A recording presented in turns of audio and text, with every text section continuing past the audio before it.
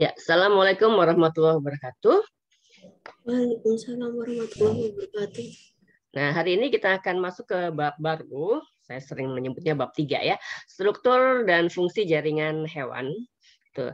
Nah, ini membicarakan mengenai jaringan karena selnya sudah kita pelajari di bab sebelum-sebelumnya ya.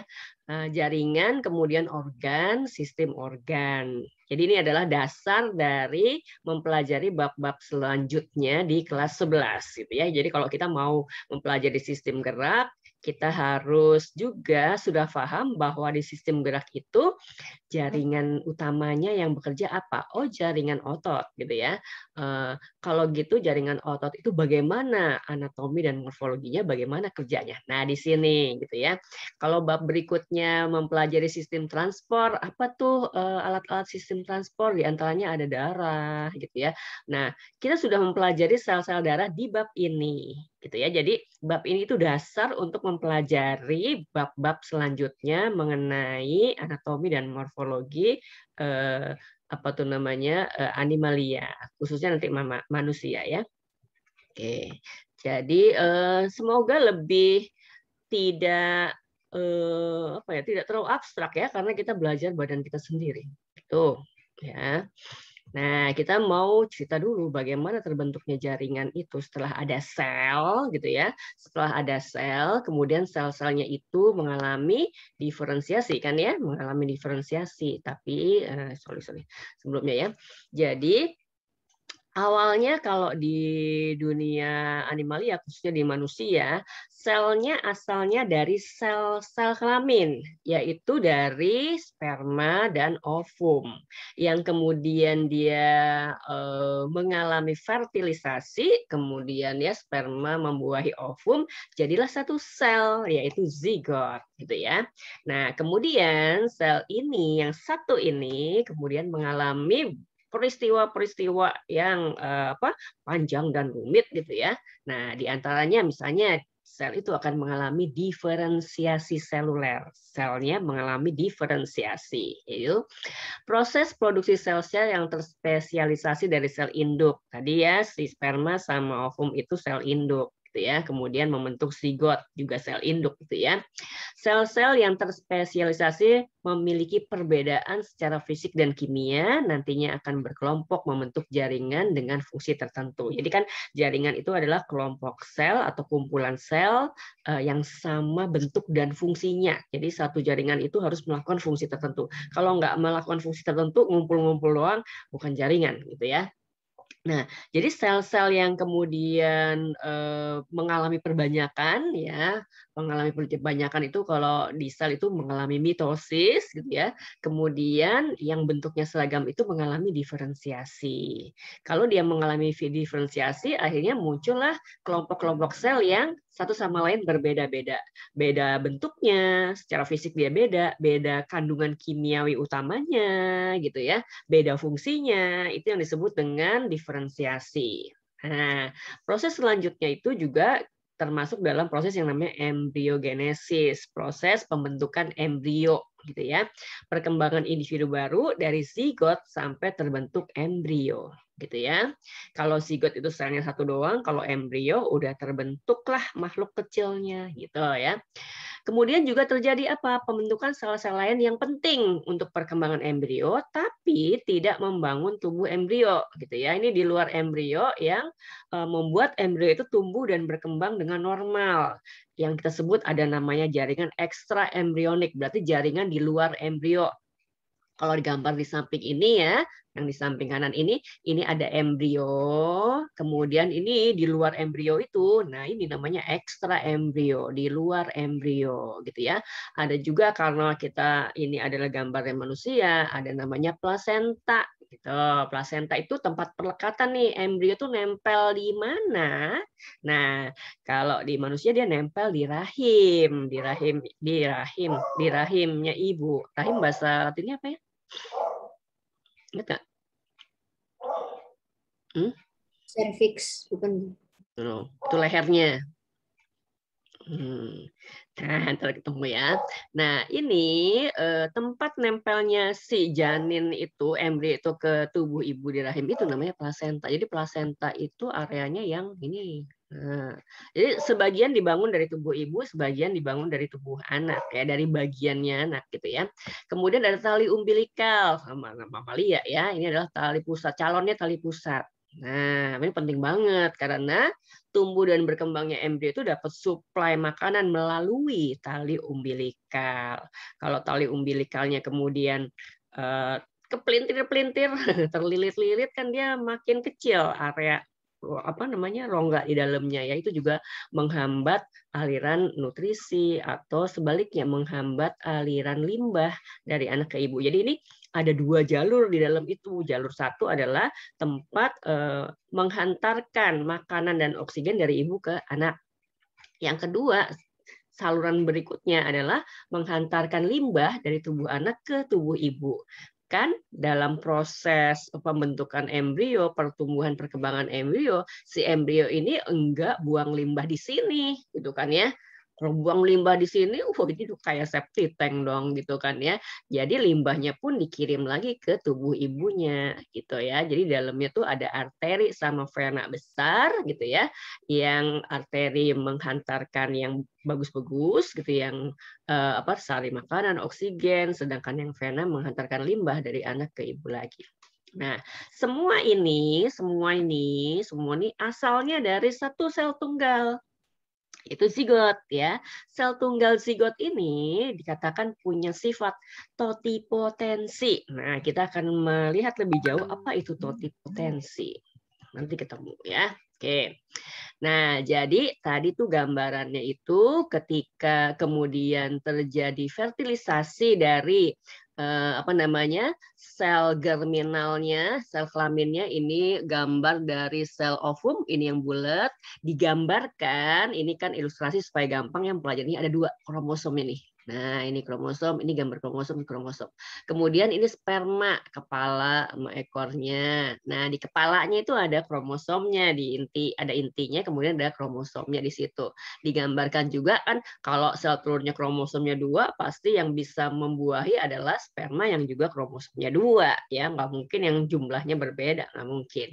Nah, kemudian setelah dia fertilisasi, terbentuklah zigot, satu sel. Jadi sel rumahnya itu adalah sel telur.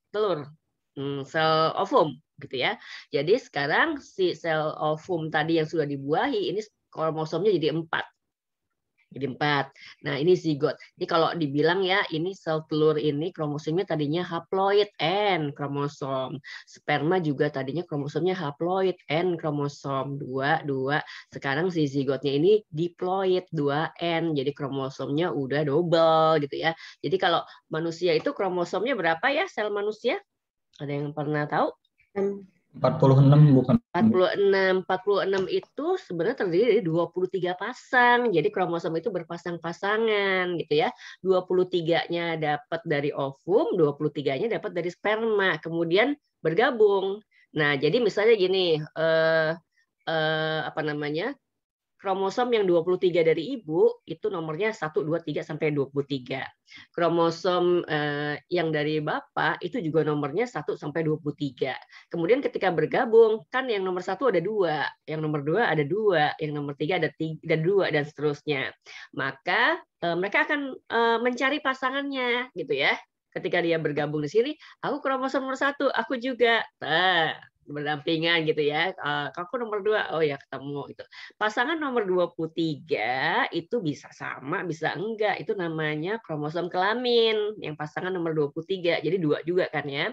Kromosom kelamin itu ada 2 macam, X atau Y. Kalau perempuan pasti kromosom ke-23-nya XX. Gitu ya.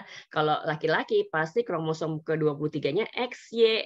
Nah, pada laki-laki ketika dia mengalami spermatogenesis, proses pembentukan sperma di dalam tubuhnya itu, nah, yang sel induk spermanya yang tadinya 2N itu akan membelah secara meiosis gitu ya. Kalau meiosis itu tadinya 2N jadi N kan gitu kan ya.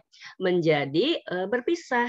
Yang tadinya XY gitu ya, kemudian ada yang bawa X doang, ada yang bawa Y doang. Jadi dalam sperma itu ada sperma yang membawa kromosom X, ada sperma yang membawa kromosom Y. Gitu.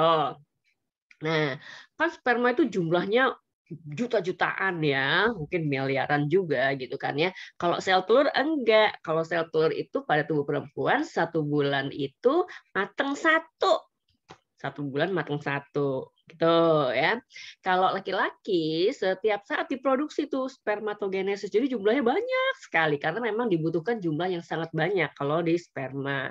Nah, tadi yang banyak itu ada yang isinya 22 kromosom, kan kalau 23 ya, kalau 23 tadi kalau sel kelamin udah haploid ya. Yang 23 itu namanya kromosom tubuh, yang 1 itu namanya kromosom kelamin ya gitu ya. Nah, ada sperma yang isinya 23 kromosom tubuh tambah 1 X. Ada sperma yang isinya 23 kromosom tubuh tambah 1 Y. Tambah 23. Nah, yang membuahi sel telur itu yang mana? Nggak tahu kan? 50-50 gitu ya. Bisa yang bawa X, bisa yang bawa Y. Gitu ya. Kalau yang bawa X ketemu sel telur yang emang X doang, nggak ada yang lain ya. Sel telur itu kromosom kelamin cuma X karena kalau perempuan tuh XX kan. Nah, maka X ketemu X jadilah dia itu anak laki-laki. Zigotnya itu laki-laki gitu ya. Kalau ketemu si telur ini ketemu sama sperma yang membawa kromosom Y, maka jadi XY, maka zigotnya itu aku tadi terbalik ya. Kalau misalnya spermanya bawa kromosom X ketemu sama ovum, maka zigotnya XX, maka dia bayinya perempuan gitu ya. Kalau spermanya bawa kromosom Y, kemudian telurnya X, maka zigotnya XY, jadi zigotnya laki-laki. Maka penentu jenis kelamin itu ayah atau ibu? Ayah. Ayah, bukan ibu. Itu genetika sederhana banget ya. Nanti di kelas 12 ada bab yang namanya judulnya genetika. Di dalamnya ada subbab lagi genetika manusia gitu ya. Oke. Itu sederhananya begitu gitu. Jadi laki atau perempuan itu bergantung pada sperma apa yang membuahi sel telur gitu ya. Oke. Jadi kemudian setelah jadi zigot, tahap berikutnya adalah pembelahan sel. Cleavage itu pembelahan. Jadi dia membelah-belah. 1 jadi 2, 2 jadi 4, 4 jadi 8, 8 jadi 16 dan seterusnya. Kalau pembelahan kayak gitu itu mitosis atau meiosis? Mitosis. Mitosis. Ya, kalau meiosis itu hasil akhirnya 4. 1 jadi 4 tapi masing-masing haploid. Satunya 2N, kemudian jadi 4 N gitu kalau meiosis. Kalau mitosis 2N jadi 2N dan 2N gitu. Jadi ini sekarang nih dia mengalami cleavage jadi 2 sel. 2 sel itu ini masing-masing udah 2N, ini juga udah 2N. Nempel gitu ya. Mitosis berikutnya 2 jadi 4 tuh, wah enggak 4. Masing-masing udah 2N. Gitu ya. Jadi dia kromosomnya tuh udah lengkap sebagai suatu individu gitu ya. Dia kan udah kalau manusia 23 tambah 23 udah 46 dan seterusnya gitu ya. Terus jadi 16 jadi 32 jadi 64 dan seterusnya. Setiap spesies itu ini prosesnya namanya morulasi. Nah, jadi morulasi itu peristiwanya apa yang terjadi saat morulasi membelah-belah secara mitosis gitu ya. Nah, ada spesies yang morulanya isinya 64 sel, ada spesies yang isi morulanya itu 128 sel, itu setiap spesies berbeda-beda gitu ya. Jadi akhirnya jadilah dia morula ini. Prosesnya namanya morulasi, hasil akhirnya namanya morula. Nah, morula itu gerombolan sel padat seperti buah anggur. Jadi dia banyak ya bergerombol, tapi dia nempel terus gitu ya. Nah, kemudian berlanjut setelah jadi morula, dia akan melanjutkannya prosesnya namanya blastulasi. Ya, proses pembentukan blastula itu namanya blastulasi. Hasil akhirnya blastula gitu ya. Jadi bendanya namanya blastula, prosesnya namanya blastulasi gitu ya. Nah, ini gerombolan sel yang morula tadi kemudian membentuk rongga di tengah. Nah, jadi dia minggir-minggir gitu ya, ke pinggir-pinggir. Nah, ini kan gambar ini 2 dimensi. Kamu bayangkannya 3 dimensi gitu ya, 3 dimensi. Membayangkannya 3 dimensi. Karena gambar kan susah 3 dimensi ya. Nah, jadi ini ada rongga. Rongga di tengah ini namanya blastosol. Rongganya blastula, namanya blastosol gitu ya.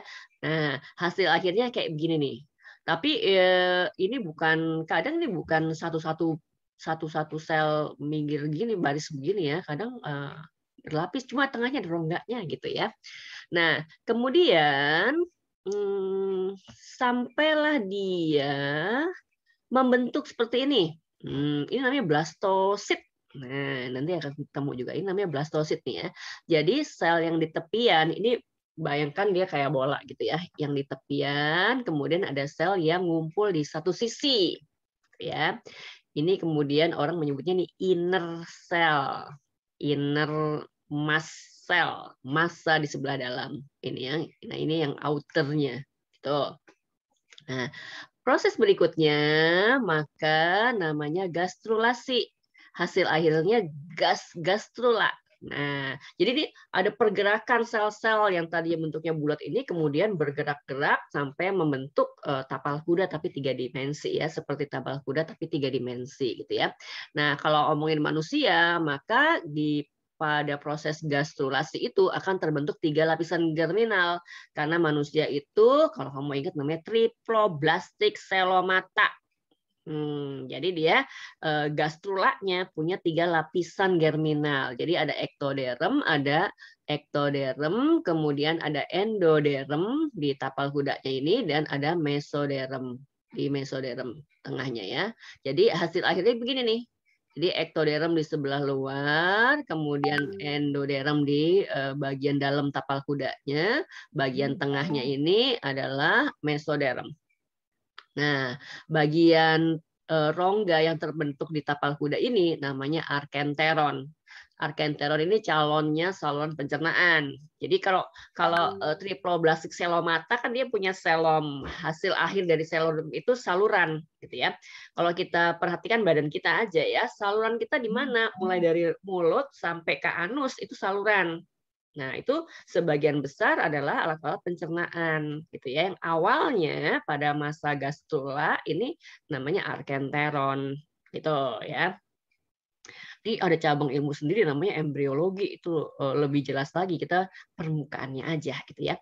Nah, kemudian dari 3 lapisan germinal ini akan mengalami proses yang namanya organogenesis, proses pembentukan organ atau morfogenesis gitu ya. Nah, ini pembentukan organ dari 3 lapisan lembaga yang tadi ya, sehingga kemudian terbentuklah organ-organ gitu ya.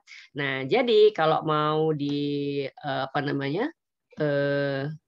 dibuat skematiknya, ini germ cell itu adalah sperma sama ovum ya, sel induknya, kemudian mengalami fertilisasi, kemudian membentuk zigot, kemudian zigotnya mengalami cleavage, kemudian membentuk morula, morula akan mengalami proses namanya blastulasi, terbentuk blastula dan blastosis.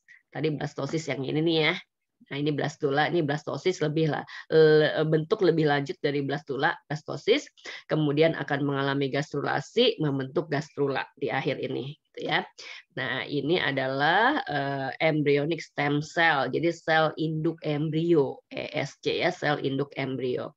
Nah, zigot sampai morula ini bersifat totipotensi. Dengerin aja dulu ya. Blastula sampai blastosis ini kadang sampai gastrula itu bersifat pluripotensi. Nah, coba kita lihat ya bagian berikutnya. Nah, 3 lapisan lembaga tadi akan membentuk, kalau prosesnya organogenesis ya, prosesnya organogenesis, maka dia akan membentuk organ-organ. Organnya apa aja? Ini apa sih? Sorry. Nah, kalau ektoderm, jadi ini zigot tadi ya, yang nempel di plasenta tadi ya. Ini blastosis, kemudian akan berkembang menjadi bentuk seperti ini.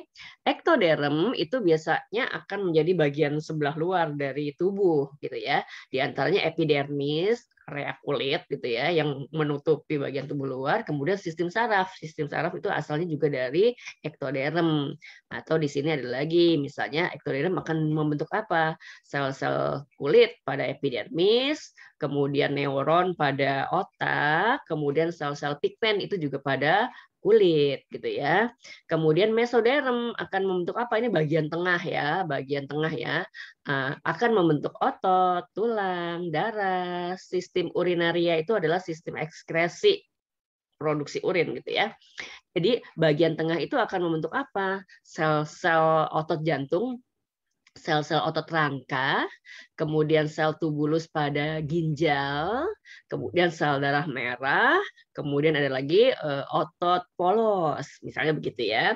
Kemudian bagian endoderm, bagian paling dalam, tadi akan membentuk, tadi saya bilang dia jadi arketernya itu akan jadi saluran pencernaan. Saluran pencernaan itu disebut dengan saluran gastrointestinal. Gastro itu gaster, lambung lah gitu ya. Intestinal itu usus, jadi namanya gastrointestinal. Kemudian ada paru-paru. Kan kalau paru-paru itu kan juga ada saluran ya dari hidung, kemudian faring, trakea, bronkus, bronkiolus, itu juga saluran kan gitu ya. Jadi yang ada salurannya jelas itu saluran pencernaan sama saluran nafas gitu ya.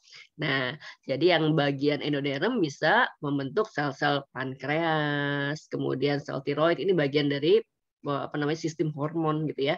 Kemudian sel-sel pada alveolus paru-paru. Tadi germ selnya adalah sperma sama ovum gitu ya. Nah, ini juga ada dalam bentuk tabelnya. Dalam bentuk tabelnya, maka nah ini ada ceritanya nih ya. Ini adalah lapisan germinalnya ektoderm akan jadi apa? Gitu ya, kulit. Oke, tadi udah sistem saraf dan jaringan neural gitu ya. Ini hubungannya sama sistem saraf ya. Kemudian jaringan ikat kepala yang bikin kepala sama muka gitu ya.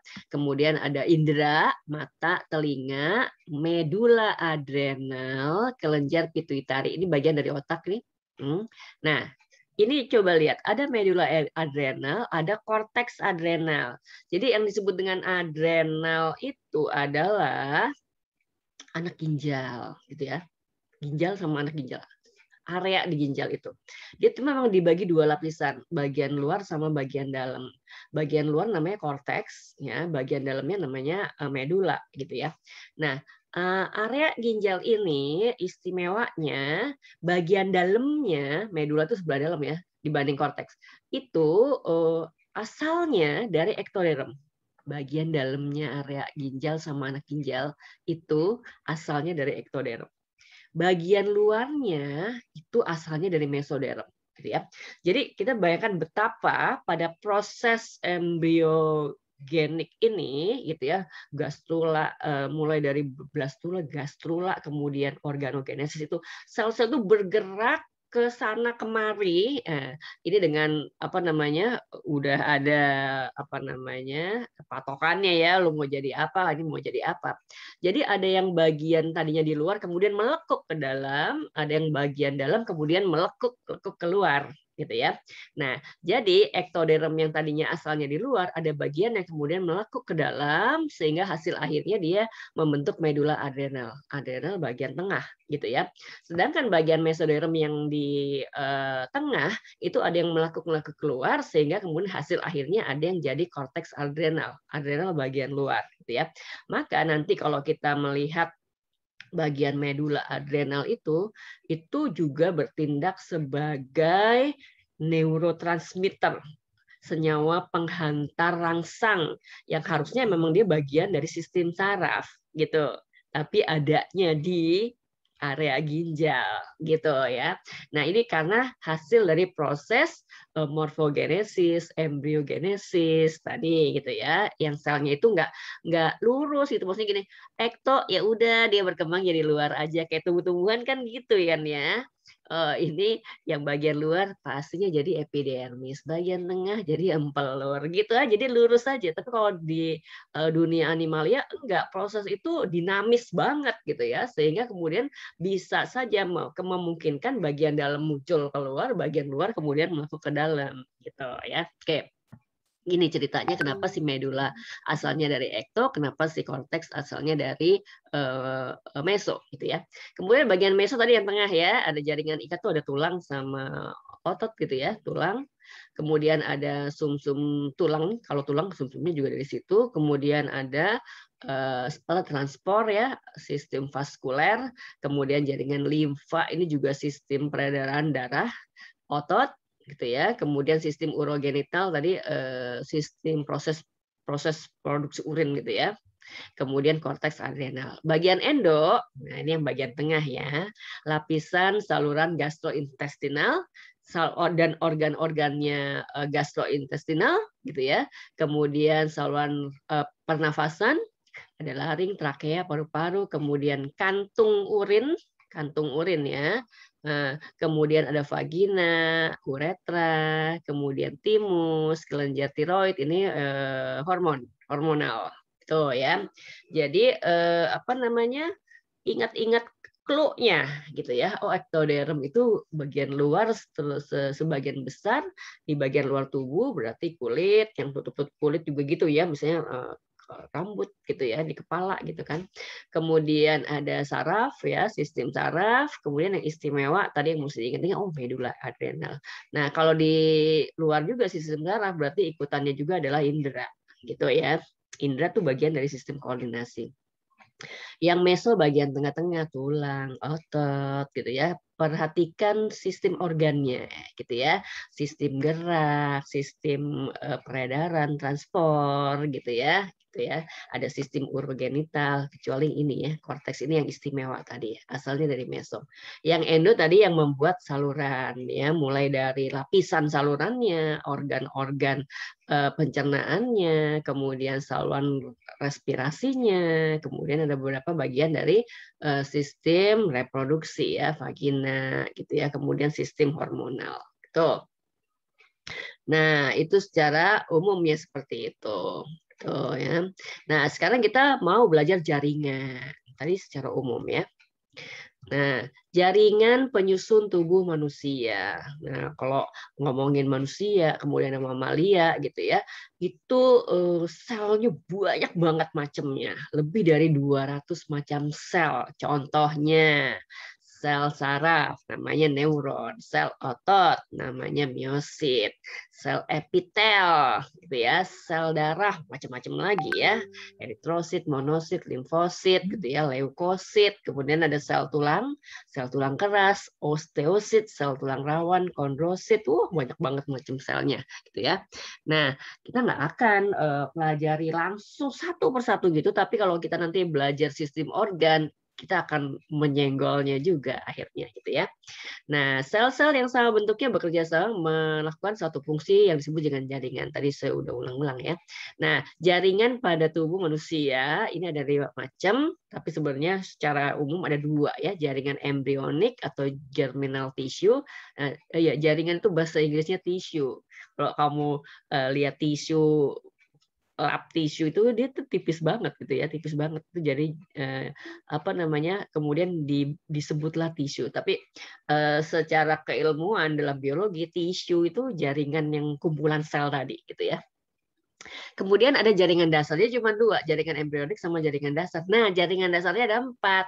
Nah, jadi ada buku yang langsung membaginya menjadi 5, ada yang kemudian bagi 2 dulu, baru kemudian jaringan dasarnya ada 4. Jaringan epitel, jaringan ikat, jaringan otot, dan jaringan saraf. Gitu ya. Ini yang mau kita pelajari karena kalau urusan sel ini kita udah belajar sel hewan secara umum ya. Jaringan epitel, epithelial tissue, jaringan ikat, connective tissue, jaringan otot, muscle tissue, kemudian jaringan saraf, neural tissue. Nah, kita mulai dari yang A, jaringan embryonik. Jaringan embryonik kita bagi 2, sel induk dan sel dewasa ya. Jaringan embryonik kita bagi 2 ya. Kita bahas dulu yang pertama, sel-sel induk embrio. Karena ada sel-sel induk dewasa. Nih. Nah, ini yang kedua ya, sel-sel induk dewasa. Nah, ini sel-sel induk embrio, jaringan embryonik. Oke. Nah, jadi gambar kayak gini akan sering keluar gitu ya sebelum kita membahas sistem reproduksi sekalipun gitu ya. Jadi ini Kalau di sistem reproduksi ini dibahas beneran detail, tapi kita nggak bisa nungguin sistem reproduksi dulu baru kemudian kita belajar ini, karena ini dasar juga ya. Maka sudah terbahas sebagian besar di sini juga akhirnya. Nanti ketika saya bahas sistem reproduksi, kamu udah harus paham ya, karena kita udah bahas di sini gitu ya. Nah, sel induk embrionik adalah sel induk yang berasal dari tahap preimplantasi. Nah, jadi ada beberapa istilah yang emang itu sistem reproduksi banget, tapi akan muncul di sini juga ya. Implantasi. Nah, implantasi itu adalah proses menempelnya si zigot ini ke rahimnya ibu. Uterus rahim ya, ke uterusnya ibu. Nempel di sini.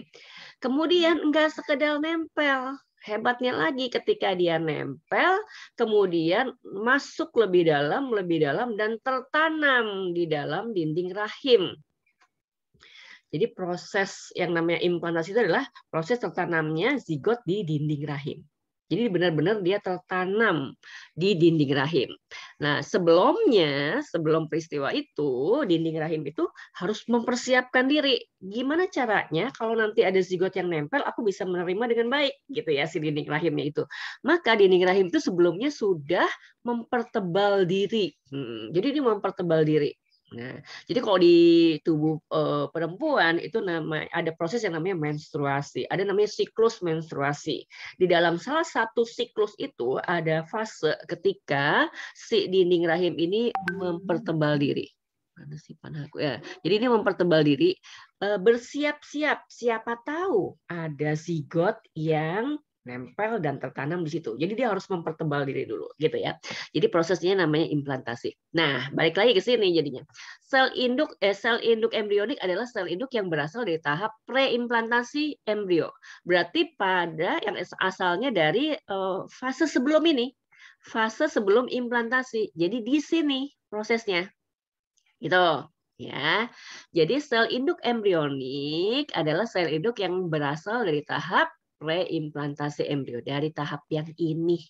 Gitu, ya. Nah, paham ya?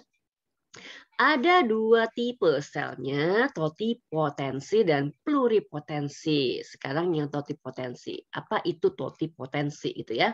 Berasal dari bahasa Latin totus, artinya seluruhnya. Artinya sel totipotensi itu sel yang mampu membentuk seluruh tipe sel yang dibutuhkan untuk membentuk satu individu utuh. Itu. Ya, gitu ya. Jadi sel totipotensi itu mampu membentuk seluruh tipe sel. Dia mampu membentuk sel somatik, ini sel-sel tubuh, sel somatik. Dia juga mampu membentuk sel embrionik, dia juga mampu membentuk sel embrionik, sel sperma atau ovum, gitu ya. Kemudian dia juga mampu membentuk plasenta. Tadi sel-sel yang gabungan dari embrio dan dari tubuh ibu, gitu ya. Jadi dia sel totipotensi dia punya kemampuan membentuk organisme utuh. Gitu ya. Nah, organisme utuh di peristiwa ini adalah dia mampu membentuk embrio. Gitu. Nah, sel totipotensi ini yang mana gitu ya? Pada fase apa suatu sel itu mampu membentuk suatu individu utuh? Gitu ya. Nah, kalau di skematik yang tadi gitu ya, maka zigot itu mampu membentuk sel utuh. Iya, pasti ya. Morula itu mampu membentuk membentuk individu utuh. Gitu ya. Nah, jadi yang bersifat totipotensi itu dimulai setelah pembuahan dari zigot sampai beberapa hari kemudian. Jadi proses dari zigot sampai morula itu beberapa hari aja. Kalau di manusia itu sampai hari ke 4, 5 gitu ya. 4 atau 5 setelah pembuahan, setelah fertilisasi gitu ya. Nah, sel totipotensi tunggal ini kemudian membelah menjadi lebih banyak dengan salinan yang tepat seperti aslinya. Nah, ini bahasa genetika ya. Ketika sel membelah, maka dia akan membawa seluruh perangkat selnya itu ke sel anaknya. Jadi kalau satu sel zigot ini yang isinya tadi 46 kromosom, kemudian dia mengalami mitosis yang pertama menjadi 2 sel, maka dia juga membawa 46 kromosom itu ke setiap dari 2 sel ini. Jadi dia juga membawa mitokondria, lisosoma, ribosoma, semua organel selnya itu digandakan dulu, gitu ya, digandakan dulu. Jadi ketika dia menjadi 2 sel itu disalin, digandakan tuh kayaknya di bahasanya gini ya, disalin dulu. Nah, disalin dulu tepat seperti aslinya. Ketika dia membelah, setiap sel ini sudah membawa salinan yang persis sama dengan aslinya. Gitu. Nah, sekarang kalau dia jadi 2 sel, oke, kan dia tetap nempel ya, tetap nempel. Kalau dia jadi 2 sel, kemudian dia bersifat totipotensi, gitu ya. Pertanyaan saya, ya tolong dijawab. Ketika dia entah penyebabnya apa, dia memisahkan diri, nah dia memisahkan diri nggak nempel lagi, apakah 2 sel masing-masing ini mampu menjadi organisme utuh? Ayo jawab. Mampu. Mampu? Iya. Iya, kan udah jelas. Udah jelas kan ya? Mampu. Iya, mampu karena dia bawa salinan utuh. Jadi kalau dia terpisah, dia bisa berkembang jadi 2 individu yang udah bawa salinan lengkap. Kira-kira dia mirip akan mirip, gitu ya. Itu kalau di manusia, gitu peristiwa itu bisa saja terjadi, entah penyebabnya apa, ada faktor genetisnya juga ya. Ketika morulanya jadi 2 sel, dia memisahkan diri, maka dia jadi 2 individu yang kita sebut oh bayinya kembar, kembarnya identik, persis banget gitu ya. Bedanya dikit banget. Nggak mungkin ada 2 makhluk ya di dunia yang persis 100% tuh nggak mungkin.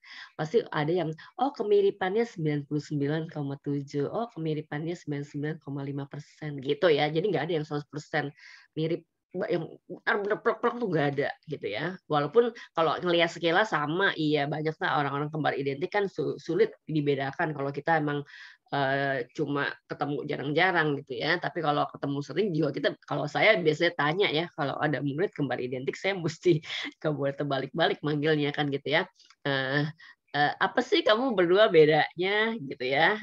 Biasanya, oh Bu, saya ada tai lalatnya di sini misalnya, wah mesti lihat tangannya dong kalau tai lalatnya di tangan ya, kalau di muka lebih gampang gitu ya, kayak gitu pasti aja ada bedanya gitu ya. Nah, pertanyaannya 2 sel jadi 4 sel normalnya gitu ya, 4 jadi 8, 8 jadi 16, 16 jadi 32 dan seterusnya. Berarti kalau 32 sel itu dipisah-pisahin gitu ya, bisakah dia jadi di 32 individu? Bisa nggak? Bisa, Bu. Nah, gitu ya. Cuma kalau di manusia, kalau itu kan berarti kan dia kan ini, berarti dia itu apa namanya, artifisial, maksudnya dilakukan oleh manusia, enggak alami gitu ya. Nah, kalau yang alami biasanya morula 2 sel atau morula 4 sel gitu ya. Kalau ada kan anak punya bayi kembar 5 misalnya gitu ya, atau 6 gitu ya. Nah, itu misalnya oh yang 4 sama, yang 2 enggak gitu ya. Kan ada kembar ada 2 macam, kembar identik sama kembar fraternal. Jadi ada kalau kembar fraternal itu dia kembar, lahirnya bareng, cuma bedanya itu jelas gitu. Di IC pernah ada murid satu angkatan itu ya, kembarnya itu ada 2 pasang. Yang satu identik, yang satu fraternal. Kalau yang identik memang saya suka sebalik-balik manggilnya ya. Tapi kalau yang fraternal, yang satu gemuk, yang satu lebih kurus. Kelihatan banget gitu, itu beda banget gitu ya. Nah itu kembar fraternal. Kalau kembar fraternal itu asalnya dari 2 telur, 2 sperma. Jadi kan tadi saya pernah bilang bahwa kalau di perempuan itu 1 bulan tuh yang matang telurnya 1 gitu kan ya. Tapi itu kan keadaan normal. Bisa saja keadaan yang tidak normal ketika 1 bulan itu matangnya 2 gitu. Kalau matang 1 tuh dari salah satu apa namanya nih ovarium, kan ada ovarium 2 ya, kiri sama kanan. Oh kiri mateng gitu. Nah entah kenapa sebabnya pada 1 bulan itu gitu ya matang 2, dari ovarium kiri mateng, kanan mateng. Nah, sperma itu kalau dia hadir gitu ya, hadir untuk membuahi, dia harus dalam jumlah yang sangat banyak gitu ya, berjuta-juta gitu ya. Ketika ada 2 sel telur yang matang, maka kemungkinan besar kedua-duanya akan dibuahi. Maka dia akan menjadi 2 zigot, 2 morula, 2 blastula dan seterusnya gitu ya. Tuh. Nah, tapi ini kan apa namanya? Kombinasi gennya, kombinasi DNA-nya bisa jadi berbeda. Iya. Bahkan bisa jadi kemudian ini yang membuahi sperma yang ini bawa X, yang ini dia bawa Y. Jadi kembar, tapi yang satu laki atau perempuan. Jadi kembar itu sebenarnya cuman apa namanya? Kebetulan dibuahi pada masa yang kira-kira sama. Dia berkembang sendiri-sendiri gitu ya, dia berkembang sendiri-sendiri, kemudian lahir kira-kira pada waktu yang sama juga gitu ya, maka orang menyebutnya kembar. Tapi bisa jenis kelaminnya berbeda, bisa mukanya juga nggak persis amat gitu ya. Kalaupun persis itu kebetulan, karena kalau kita lihat juga kalau kamu misalnya bersaudara berempat atau bersaudara bertiga, kadang 3 bersaudara beradik kakak tuh mukanya sama aja gitu, ada bisa gitu ya. Tapi ada juga yang bersaudara bertiga atau berdua mukanya lain-lain gitu, ada yang begitu ya. Jadi itu kebetulan aja. Tapi kalau kembar identik prosesnya dari sini tadi. Ketika dia morula 2 sel yang harusnya tetap nempel gitu dia berpisah, maka dia berkembang dari awal, kemudian mengawalinya, kemudian jadilah dia individu sendiri-sendiri. Tapi biasanya kalau kayak gini, plasentanya, wadahnya, ari-arinya 1, dalamnya isinya 2. Kalau kembar identik begitu. Oke. Jadi kalau tadi morulanya 32 sel dipisah-pisah gitu ya, dipisah-pisah berarti kalau dipisah-pisah kan dilakukan secara manual gitu kan ya. Itu bisa jadi 32. Iya, tapi belum pernah ada yang belum pernah ada yang nyoba kayak gitu ya. Nah, jadi itu apa yang namanya totipotensi. Nah, kalau kemarin di tumbuh-tumbuhan saya cerita tentang kultur jaringan, ketika jaringan parenkima bisa jadi bahan dasar kultur jaringan gitu ya. Prinsipnya kayak gini nih gitu ya. Jadi diambil misalnya dari sel jaringan palisade gitu ya. Jaringan palisade kan dia parenkima. Kemudian kalau ngambil jaringan palisade kan kalau ngambil jaringan nggak satu kan ya, ke bawahnya pasti banyak. Nah, kemudian di manipulasi ditambahin hormon pertumbuhan gitu-gitu, maka dia akan mengalami mitosis. Jadi dia gerombolan sel palisade gitu ya. Gerombolan sel itu makin lama makin gede, makin nampak gitu ya. Itu namanya kalus. Nah, kemudian tambahin lagi hormon pertumbuhan untuk numbuhin akar, batang, daun kayak gitu ya. Nah, dia jadilah tanaman utuh. Banyak banget kalusnya itu ya, bisa dipisah-pisahin. Jadi banyak tunas-tunas baru itu. Itu sifatnya persis sama induknya. Misalnya tadi waktu itu saya cerita, oh saya mau tomat saya yang buahnya gede dan apa namanya buahnya gede, kemudian banyak kayak gitu ya. Nah itu dijadikan bahan baku kultur jaringan. Nah jadi prinsipnya setiap sel itu dia punya kemampuan totipotensi gitu ya. Kalau di animalia dia lebih kompleks ya, nggak setiap sel bisa jadi totipotensi. Tapi kalau di tumbuhan parenkima itu totipotensi gitu ya, karena dia selnya ininya tipis, organelnya lengkap kayak gitu. Nah, jadi kalau di manusia totipotensinya sampai fase morula gitu ya. Tapi kalau secara alami biasanya morula tahap ini, tahap 1 sama tahap 2, tahap 2 sel sama 4 sel gitu ya. Dia masih bisa misah dengan kemudian aman gitu ya. Maka kemudian saya bisa cerita kemana-mana nih kalau kayak gini ya. Maka kemudian ketika dia si sel morula yang 2 sel ini harusnya dia nempel, tapi kemudian misahnya itu masih ada, nempelnya dikit aja, gitu ya. Maka ini berkembang sendiri, tapi masih ada yang nempel. Nah, Marsium enggak, Bu? Nah itu dia, nempel sedikit pada fase morula, kan dia berkembang. Tambah gede, organogenesis, bagian apa itu nantinya akan nempel dikit itu jadi apa gitu. Maka kalau kita sering lihat ada kembar siam, dia nempel lengannya ada 3, yang satu punya lengan kanan, satu punya lengan kiri, lengan yang satu lagi itu pakai bareng-bareng atau terbentuknya cuma kayak kuncup kecil aja gitu ya. Ada yang waktu itu pernah di Indonesia ada dia nempel di tulang tengkoraknya, di kepalanya nempel gitu. Setelah di scan apa kelihatan oh ini tulang tengkoraknya satu dipakai bersama gitu kan ya. Ini gimana bisa dipisahin nggak? Akhirnya para ahli bilang oh ini bisa dipisahkan. Yang satu pakai tulang tengkorak normal, yang satu lagi dibuatkanlah tulang tengkorak artifisial gitu ya. Nah tumbuh dewasa sekarang punya anak kali ya, Gania ya oke. Nah, kayak gitu ya. Ada yang susahnya itu ketika dia nempel, ada banyak nempel di dada gitu ya. itu jantungnya satu gitu, dipakai berdua, itu nggak bisa dipisahin. Ya, kalau dipisahkan yang satu pasti mati, gitu kan, nggak punya jantung yang satunya, gitu. Jadi kalau dia nempel kemudian ada organ penting dipakai bersama, itu nggak mungkin dipisahkan. Kita juga mungkin pernah lihat ya orang-orang kembar siam yang survive hidup sampai dewasa dan tetap nempel badannya gitu ya. Nah itu apa namanya cerita yang lain dari morulasi tadi gitu ya. Oke. Nah, itu nanti akan saya ulang mungkin di sistem reproduksi lagi. B, pluripotensi. Nah, itu kayak apa itu sifat pluripotensi? Dari plural ya, artinya beberapa atau majemuk. Nah, sering disebut sebagai sel induk sejati. Kemudian sel pluripotensi itu adalah blastosit. Pluripotensi ada blastosit, bukan blastula, tapi setelah blastula kan blastosit yang ada inner mass-nya ya gitu ya. Sekitar 4 hari setelah pembuahan, 4, 5, 6 gitu ya, 4, 5, 6 gitu ya. Sel totipotensi mulai mengkhususkan berdiferensiasi ya, membentuk kelompok-kelompok sel. Nah, ini namanya blastosit atau blastokis. Kadang orang nyebutnya macam-macam ya. Nah, ini blastokis atau blastosit gitu ya.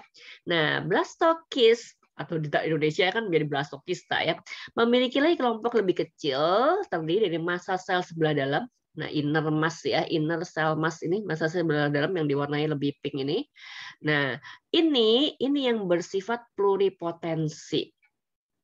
Jadi dia itu kalau dikembangkan dan memang akan berkembang ya menjadi jaringan-jaringan tubuh tertentu. Tapi dia tidak bisa membentuk individu lengkap gitu seperti totipotensi. Jadi dia cuma bisa membentuk beberapa macam jaringan. Satu atau beberapa macam jaringan, tapi dia tidak bisa membentuk jaringan utuh. Jadi kalau dipisahin nih sel innernya, kalau luarnya ini, yang outernya ini, itu namanya tropoblast. Tropoblast itu diantaranya nanti akan jadi ari-arinya wadahnya bayi, itu bagian luar kan ya, wadahnya bayi. Nah kalau yang bagian innernya ini, itu kan emang jadi badannya si bayi, jadi bayinya gitu ya. Nah kalau sel-selnya dipisahkan, ini dia nggak bisa membentuk satu individu utuh gitu ya, tapi dia bisa membentuk beberapa macam jaringan gitu. Itu namanya pluripotensi. Oke, bentar. Nah. Jadi contohnya begini. Jadi ini proses pembuahan, fertilisasi morula. Nah ini kan blastosis tadi ya, blastokis tadi ya, bagian inner, kemudian bagian luarnya namanya tropoblast yang akan menjadi wadahnya gitu ya. Nah bagian inner ini kemudian bisa dikultur di laboratorium, dikeluarin gitu ya dari blastulanya, dikultur di laboratorium. Kalau dikultur tuh biasanya nih menggambarkannya pakai cawan Petri gitu ya, dikasih senyawa kimia ya. Kalau di tumbuhan kita menyebutnya unsur hara. Kalau di sini apa ya sebutnya ya? Ya dikasih senyawa-senyawa kimia gitu ya. Kemudian dia bisa berkembang. Dia bisa berkembang menjadi sel-sel yang sudah terspesialisasi. Dia bisa berkembang misalnya menjadi sel otot jantung, bisa berkembang menjadi sel-sel hati, menjadi sel-sel pulau-pulau Langerhans di pankreas, berkembang menjadi sel neuron, atau misalnya di epitel, misalnya di sel-sel darah. Nah, ini bisa digunakan untuk menyembuhkan pasien yang sakit tertentu. Gitu ya. Jadi sel-selnya bisa ditransplantasi ke pasien yang misalnya sakit diabetes. Kalau orang sakit diabetes sudah ketemu nih penyebabnya apa? Oh, sel-sel pankreas penghasil hormon insulinnya rusak gitu kan ya. Maka kemudian direparasi dalam tanda kutip ya, pakai ini sel pluripotensi yang kemudian dikembangkan salah satunya bisa jadi sel-sel pulau-pulau Langerhans. Ini penghasil insulin di pankreas. Nah, kemudian kayak dicangkokkan gitu ya, dicangkokkan di pankreasnya pasien sehingga kemudian sel ini bersatu dengan tubuhnya pasien dan kemudian proses pembentukan insulinnya normal gitu ya. Atau misalnya ada yang sakit hati, hepatitis, sakit hati toh gitu kan ya. Bukan sakit hati disakiti orang gitu ya, disakiti orang misalnya. emang perasaanmu itu ada di mana sih kalau saya nanya gitu ya? Perasaanmu ada di mana? Di hati, di jantung, atau sebenarnya di mana sih perasaanmu? Ini biologis ya, kajian biologis. Neuron. Di otak. Iya, di otak perasaanmu. Kalimat from deep in my heart itu kiasan ya. Kemudian kalau secara biologis jadi dari lubuk hatiku yang terdalam, di mana di sel-sel hati. Hatimu itu nggak ada lubuk ya gitu kan ya, adanya sel-sel hati ya, dan seterusnya gitu ya. Jadi kalau orang sakit hepatitis, kalau di bahasa Indonesia kan emang sakit hati kan gitu ya, sakit hati, kemudian ada sel-sel hati yang rusak, nah ditransplantasi pakai sel pluripotensi yang kemudian bisa membentuk sel-sel hati gitu ya. Ini ada banyak yang bisa diperbaiki. Jadi kalau orang sakit diabetes, orang sakit Alzheimer, Parkinson, kemudian sakit di sumsum tulang belakang, kemudian ini ada penyakit apa nih ya, kemudian kanker, kardiovaskuler, sakit jantung, rematik, dan seterusnya, itu bisa pakai terapi sel disebutnya ya, treatmentnya itu namanya terapi sel, yang kemudian yang untuk menerapinya asalnya dari sel pluripotensi begini gitu ya. Nah, itu contoh prosesnya. Nah, kemudian tipe yang kedua dari jaringan embrionik adalah sel induk dewasa atau jaringan somatik. Jadi kalau orang ngomong soma itu tubuh, jaringan tubuh. Karena ada jaringan somatik sama jaringan germinal ya tadi ya, yang kelamin. Itu pembentukannya kan beda. Kalau somatik itu dibentuk diperbanyak secara mitosis, kalau yang germinal itu secara meiosis gitu ya. Kalau somatik itu 2N, kalau germinal spermamorfum itu N gitu ya, makanya mesti dipisahin gitu ya. Nah, jadi kalau sel induk dewasa itu letaknya di dalam jaringan yang sudah terspesialisasi, gitu ya. Kemudian sel ini mampu berdiferensiasi menjadi sel-sel lain, gitu ya. Mampu berdiferensiasi, berkembang menjadi sel-sel yang lain. Orang sering menyebutnya juga sel ini multipotensi atau sel progenitor, gitu ya. Apa tuh? Sebenarnya sel induk juga, tapi pada organisme yang udah dewasa, gitu ya. Pada organisme yang udah dewasa, gitu ya. Dapat meningkatkan perbanyakan sel tapi terbatas. Ya, maksudnya ini kan pada individu yang sudah jadi. Kalau manusia udah lahir, gitu kan ya. Nah, itu kan kalau kita tumbuh, itu kan selnya ada yang nambah banyak. Nah, yang nambah banyak itu sel apa aja? Nah, itu induknya ada multipotensi atau progenitor gitu ya. Kemudian khusus menghasilkan tipe-tipe sel spesifik dan terbatas untuk cuma satu atau lebih garis perkembangan atau arah diferensiasi. Maksudnya gini ya, satu sel multipotensi itu cuma bisa berkembang menjadi atau bisa berdiferensiasi menjadi satu macam sel dan jaringan atau beberapa macam aja. Gitu ya, enggak semuanya. Ya. Sel induk dewasa terdapat pada jaringan mamalia dewasa tadi saya bilang ya. Jadi sel induk dewasa ini yang kita sebut multipotensi ini terdapat pada individu yang sudah dewasa gitu ya, yang sudah dewasa maksudnya udah lahir lah gitu ya. Sehingga apa gunanya gitu ya? Memungkinkan terjadinya perbaikan atau regenerasi jaringan yang mengalami kerusakan. Jadi di dalam tubuh kita ada sel yang dibentuk satu kali, dipakai seumur hidup ada, gitu ya. Ada sel yang dibentuk berkali-kali karena ada umurnya, gitu ya. Kalau yang tadi dibentuk satu kali dipakai seumur hidup itu umurnya ngikutin umur si individunya. Tapi kalau yang lain untuk regenerasi itu dalam satu masa hidup satu individu itu bisa berkali-kali dia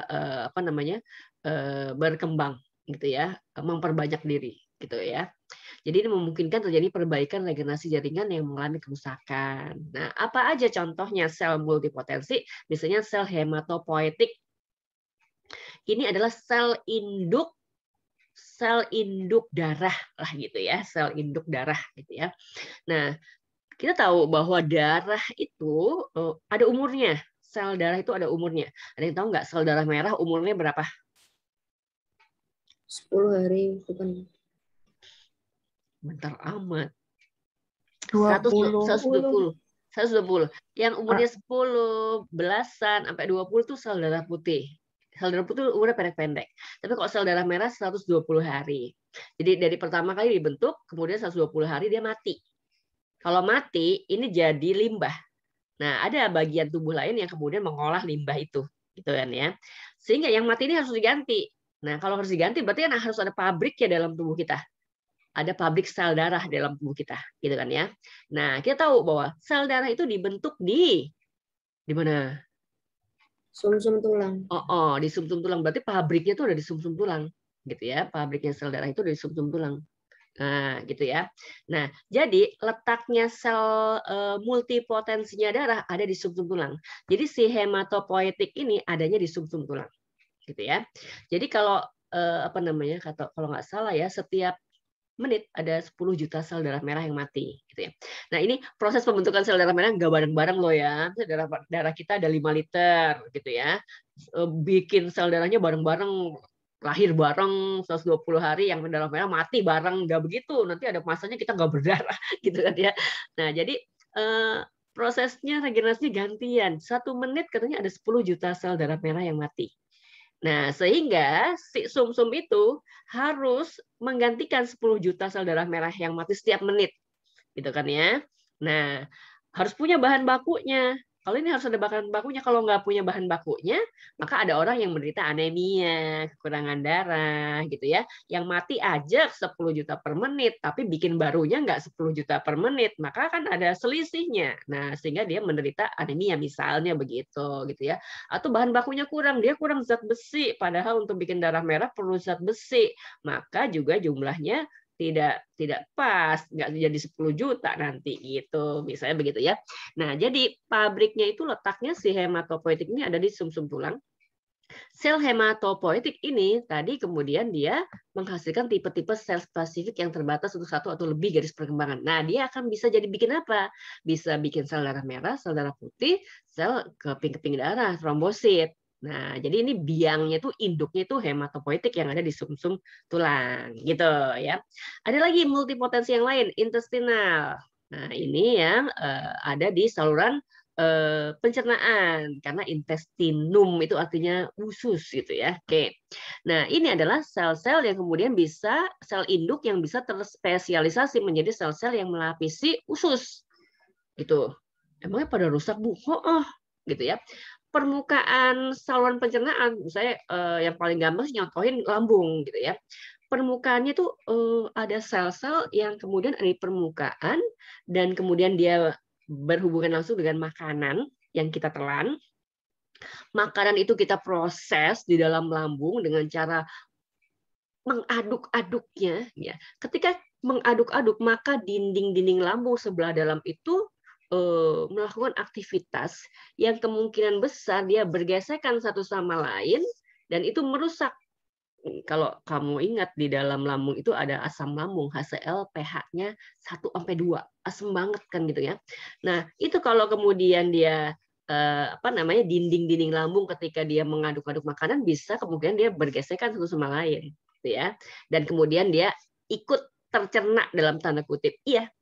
Nah, sehingga harus segera digantikan dengan yang baru. Maka sel multipotensinya yang namanya intestinal ini bisa kemudian cepat dia bermitosis dan menggantikan dengan yang baru, gitu ya. Nah, maka kemudian sebenarnya aman kalau ada makanannya, kemudian dia kerja peristaltik itu aman, gitu ya. Tapi kalau nggak ada makanannya, kemudian dari dia peristaltik, nah itu gesek satu sama lain luka kena asam pH 1-2, perih. Nah, itu orang menyebutnya dia sakit menyebutnya dia sakit mah ya, gitu ya. Padahal dalam biologi mah itu artinya lambung, gitu ya. Dia sakit mahnya, radang lambung, gitu ya. Tuh. Nah, ketika pun ada makanannya, pasti ada kemungkinan bahwa ada gesekan. Nah, tapi tidak separah kalau nggak ada makanannya, gitu. Kok bisa, Bu, nggak ada makanannya dia peristaltik? Iya, tubuh kita itu punya jam biologis ya. Jadi dia tuh mempelajari kebiasaan kita gitu ya. Kalau kita udah biasa makan siang jam 12:30 gitu ya, itu sebelum 12:30 dia udah pemanasan gitu ya. Dia udah keluarin getah lambungnya, HCl-nya udah keluarin, sudah mulai tuh peristaltik bentar-bentar gitu ya. Nah, 1:30 sampai lewat, nggak masuk makanannya, dia udah terlanjur gini-gini gitu ya. Maka kemudian kadang bunyi kerucuk perutnya gitu kan ya. Itu ketika lambungnya peristaltik, ada asam lambung, getah lambungnya juga udah ada, tapi makanannya nggak ada gitu. Nah itu yang kemudian yang membuat dinding itu bergesekannya oke banget, orang nggak ada yang di aduk-aduk, tapi dia mengaduk-aduk sendiri, maka dia berluka gitu ya. Jadi kalau terlalu sering seperti itu makin parah lukanya gitu ya. Tidak sejalan proses regenerasi selnya, kecepatannya kurang kalau kemudian kerusakannya parah gitu ya. Sel multipotensi yang lain adalah sel neural. Ini sebenarnya sebagian besar adalah menghasilkan sel-sel penyokong dari neuron. Jadi setiap sel biasanya ada sel penyokongnya yang ngasih makan, yang melindungi itu ada gitu ya. Nanti kita bahas ya berikutnya kalau kita udah ke sistem organ kita ketemu nih. Oh ini pelindungnya sel anu, ini pelindungnya sel anu. Terutama sel-sel yang bekerja di sistem saraf, di indera, dia mesti ada penyokongnya. Sel-sel di sela-sela sel intinya itu dia mesti ada sel penyokongnya. Nah, untuk sel multipotensi yang neural ini terutama akan berdiferensiasi menjadi sel-sel penyokong. Astrosit, oligodendrosit itu sel penyokong dari neuron, gitu ya. Neuron itu bisa kemudian dihasilkan yang baru sampai masa balita, gitu ya. Sampai masa balita, itu tuh disebut masa emas. Jadi masa kelengkapan sistem saraf pusat itu di balita. Gitu ya, begitu lahir itu belum lengkap banget gitu ya, dilengkapi semasa balita. Setelah itu nggak ada, bikin lagi yang baru, nggak ada. Kan jumlah sel neuron itu mungkin biliunan, lebih dari triliunan kan ya. Nah itu kalau udah di atas 5 tahun, misalnya seseorang itu umurnya sampai 60 tahun kayak gitu ya, antara 5 sampai 60 tahun itu setiap hari ada aja yang rusak sel sarafnya. Maka kemudian makin tua seseorang itu kerusakannya kan makin terakumulasi, makin terkumpul ya. Maka kemampuan tubuhnya itu makin berkurang. Gitu memang kemampuan kerja tubuhnya memang makin berkurang. Termasuk juga kerja otaknya juga berkurang kan gitu ya. Kemudian orang menyebutnya pikun gitu kan ya, atau kemudian jantungnya sudah lemah, ya udah dipakai berapa puluh tahun gitu ya. Kalau nggak punya pola hidup nggak punya gaya hidup sehat itu lebih cepat rusaknya organ-organ tubuh itu gitu ya. Oke. Jadi yang neural ini biasanya lebih banyak ke proses penghasilan sel-sel penyokong sel utamanya atau neuronnya. Kecuali di masa balita dia masih bikin neuron-neuron baru gitu ya. Maka balita tuh nggak boleh kekurangan gizi. Nah, terutama protein sama lemak. Karena sel saraf itu dibangun, otak saraf itu dibangun dari terutama adalah protein sama lemak. Maka kalau ngasih balita itu makanan yang berlemak-lemak itu memang kebutuhannya gitu. Protein banyak, lemak banyak itu kebutuhannya. Kalau seusia saya hindari lemak-lemak gitu ya, karena bisa nempel-nempel di dinding pembuluh darah, kemudian menyumbat pembuluh darah gitu ya. Karena pembuluh darah saya udah nggak elastis seperti ketika umur waktu muda dulu gitu, maka itu mesti dihindari. Tapi kalau pada balita itu lagi proses melengkapi sistem saraf pusat yang komponen utamanya protein sama lemak. Jadi makan lemak banyak nggak apa-apa gitu, bahkan dianjurkan gitu ya. Ada multipotensi yang namanya mesenkimal. Bentar ya. Itu akan berdiferensiasi menjadi tulang, kartilago, lemak, sel pendukung pembentukan darah, sel pendukung pembentukan darah, jadi penyokongnya ya, jaringan ikat fibrosa kan pendukungnya kan sel-sel sum-sum tulang gitu ya. Sel multipotensi endotelial dia akan terspesialisasi menjadi jaringan endotel yang membentuk dinding pembuluh darah gitu ya, dinding pembuluh limfe gitu ya. Dinding-dinding pembuluh ini kalau yang kapiler-kapiler itu cuma tipisnya ketebalnya selapis sel doang, tipis banget gitu ya. Maka mudah rusak. Contoh, berantem tuh gitu ya, ditonjok sini pipinya. Kita kemudian memar. Kan memar, merah, biru gitu ya. Itu pembuluh darahnya banyak yang pecah. Ini harus diganti lagi sama yang baru gitu ya. Pembuluh darah yang pecah itu harus diganti sama yang baru gitu ya. Oke, siapa tuh Handika? Oke. Nah, jadi harus diganti yang baru. Berarti kan harus ada sel induknya endotelnya tadi. Nah, jadi ini ada sel induknya. Kemudian dia ganti kalau yang rusak-rusak tadi. Dikerokin, kerokan. Wah, udah merah-merah itu pembuluh darahnya pecah semuanya. Pembuluh darah kapilernya pecah-pecah sehingga darahnya keluar, makanya merah-merah begitu, gitu ya. Tapi pembuluh darah kapiler itu harus diganti sama yang baru, ya. 3-4 hari kemudian maka merah-merah di punggung yang habis kerokan itu hilang dikit-dikit karena itu sel mati ya. Sel darah merah kalau keluar dari pembuluh itu mati selnya. Kemudian harus dibawa ke sistem ekskresi gitu ya. Sedangkan jaringan pembuluh kapiler yang rusak harus diperbaiki. Nah, ini ada sel induknya endotelial gitu. Itu yang namanya multipotensi gitu ya. Ini ada sumsum tulang. Sumsum tulang itu bisa dalamnya hematopoietik tadi ya, bisa berdiferensiasi menjadi hasilnya darah merah, darah putih, keping-keping darah gitu ya.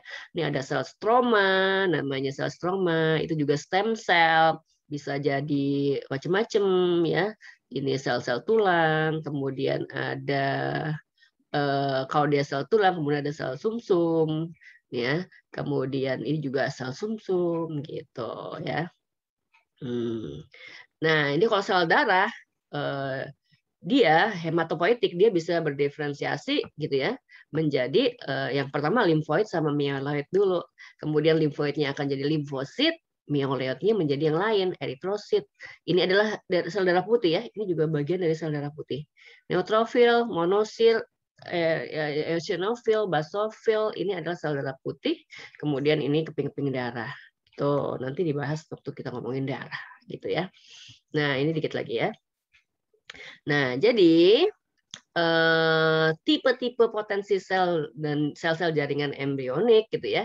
Ada yang toti dan pluri, kemudian ada multi. Ini yang tiga ini yang penting kita pelajari di sini ya. Kalau mau lebih detail lagi ada banyak. Zigot itu totipotensi gitu ya. Kemudian ada stem cell di embrio, tadi di blastosit itu ada yang pluripotensi. Kemudian ada apa namanya? Di stem cell yang lapisan-lapisan germinal itu bisa multipotensi gitu ya. Kemudian ada yang bisa berkembang menjadi lebih dari 3 macam jaringan, oligopotensi. Ada yang bisa berkembang menjadi 2 atau 3 macam jaringan, itu namanya tri atau bipotensi gitu ya. Ada yang tidak bisa berkembang menjadi jaringan yang lain. Ujungnya gitu ya, kalau udah jadi sel darah merah dia kan nggak bisa lagi, dia tidak bertindak dia tidak punya potensi gitu ya, maka dia tidak bisa berkembang dari jadi yang lain lagi. Kalau udah jadi sel darah merah itu udah paling ujung. Nah, itu kita sebut dengan sel terminal, sel ujung, nuli potensi, nggak lagi dia punya kemampuan potensi itu tadi ya. Jadi kalau totipotensi itu selnya apa? Sel-sel induk embrio mulai dari zigot sampai morula aja gitu ya. Pluripotensi ini ada juga yang ada di embrio juga, itu di blastosit tadi, di blastokis tadi. Yang multipotensi ini adanya di sel-sel dewasa. Gitu ya, sel dewasa ada di berbagai jaringan yang tadi yang ada tabel yang sebelumnya tadi gitu ya. Tuh.